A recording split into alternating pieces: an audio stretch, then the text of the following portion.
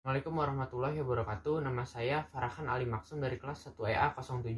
Di sini saya ingin menjelaskan uh, sejarah bahasa Indonesia, fungsi bahasa Indonesia, alas bahasa Indonesia, dan juga di video ini saya ingin menyampaikan pendapat saya mengapa bahasa Indonesia itu perlu untuk dipelajari.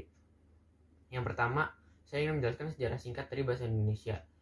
Bahasa Indonesia itu mulai terbentuk pada tanggal 28 Oktober 1928 yang bertepatan pada momen Sumpah Pemuda. Setelah kejadian tersebut, pengejaan dari bahasa Indonesia pun mulai berkembang, mulai dari Van Ophuijsen, lalu ada Suwandi, dan juga Melindo, hingga ke ejaan yang disempurnakan. Lalu sebelum kejadian itu, bahasa Indonesia itu dikenal sebagai bahasa Melayu yang mempersatukan seluruh Nusantara. Lalu seiring berkembangnya waktu, Kongres Pemuda pun mulai membahas masalah itu dan mulai memperbincangkannya. Setelah Kongres Pemuda tadi memperbincangkan, beberapa tahun berikutnya M. Tarbani akhirnya meresmikan nama dari bahasa Melayu yang mempersatukan Nusantara tadi sebagai bahasa Indonesia. Saya ingin menjelaskan fungsi dari bahasa Indonesia. Yang pertama ada fungsi sebagai lambang kebanggaan kebangsaan. Nah, di fungsi ini bahasa Indonesia itu mencerminkan nilai-nilai sosial budaya yang mendasari rasa kebangsaan dan juga kebanggaan. Lalu yang kedua ada fungsi lambang identitas nasional. Di fungsi ini bahasa Indonesia itu berperan penting sebagai lambang nasional, seperti halnya bendera Indonesia dan juga burung Garuda. Bahasa Indonesia termasuk ke dalam salah satunya.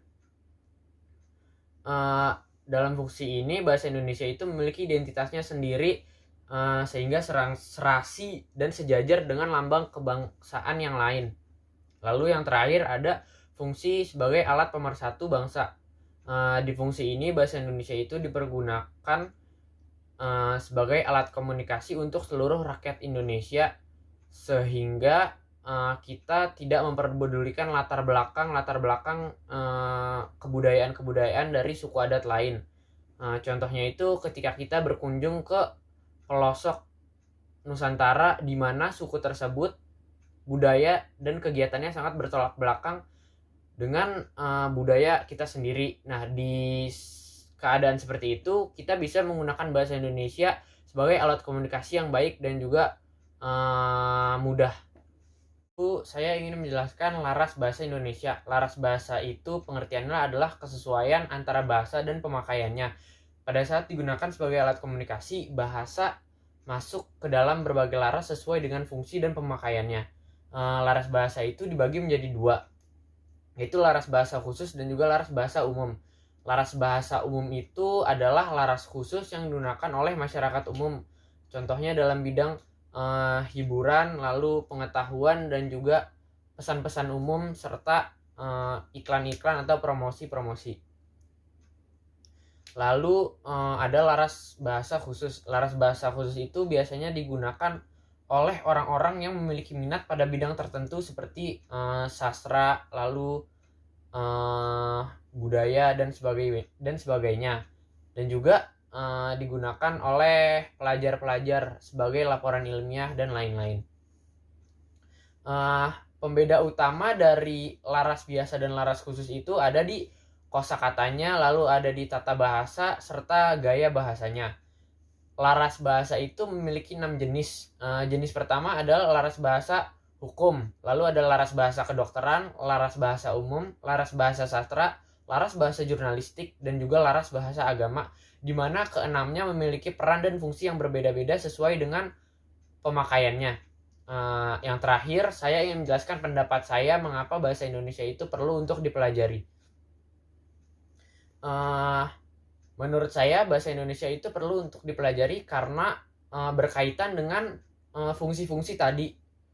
Contohnya sebagai alat pemersatu bangsa. Di fungsi tersebut sudah dijelaskan bahwa bahasa Indonesia itu digunakan sebagai alat komunikasi yang umum dan sebagai alat yang bisa mempersatukan seluruh Indonesia. Karena bahasa Indonesia merupakan sarana komunikasi mereka atau sarana komunikasi kita sebagai rakyat Indonesia, di mana yang menjadikan hal tersebut alasan yang cukup untuk kita mempelajari bahasa tersebut. Karena dengan mempelajarinya kita bisa berkomunikasi dengan baik, dan kita juga pasti mengerti apa kata-kata yang kita ucapkan, sehingga kata-kata yang keluar dari mulut kita merupakan kata-kata yang positif. Sekian dari saya. Wassalamualaikum warahmatullahi wabarakatuh.